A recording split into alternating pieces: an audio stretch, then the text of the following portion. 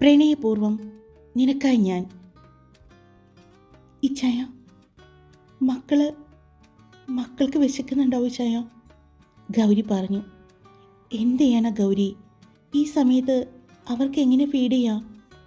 പനിയല്ലേ? നമുക്ക് വേഗം ഹോസ്പിറ്റലിൽ പോവാം.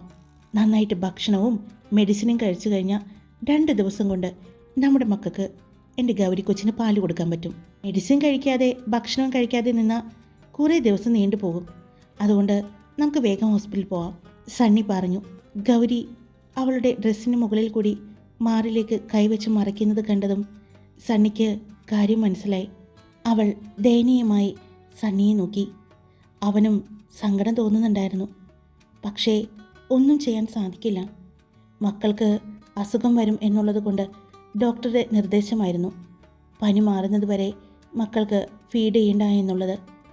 പക്ഷേ ഗൗരിയുടെ അവസ്ഥ, അവളുടെ സങ്കടം സണ്ണിക്ക് കണ്ടു നിൽക്കാൻ പറ്റുന്നുണ്ടായിരുന്നില്ല. ഞാനിപ്പോൾ വരാം എന്ന് പറഞ്ഞുകൊണ്ട് സണ്ണി വാഷ്റൂമിലേക്ക് കയറിപ്പോയി. നെഞ്ചിലെ വിങ്ങലുമായി ഗൗരി ബെഡിലേക്ക് ചാരിയിരുന്നു. വിശന്ന് കരയുന്ന 2 മക്കളുടെ മുഖമായിരുന്നു ആ സമയം അവളുടെ കണ്ണുകളിൽ. അവളുടെ കണ്ണുകൾ അതനുസരിച്ച് നിറഞ്ഞൊഴുകിക്കൊണ്ടിരുന്നു. ഈ സ്റ്റോറിയുടെ മുഴുവൻ ഭാഗങ്ങൾ കേൾക്കാനായിട്ട് ദൃശ്യം 2024 വ്ളോഗിൽ രാവിലെ 10 മണിക്ക്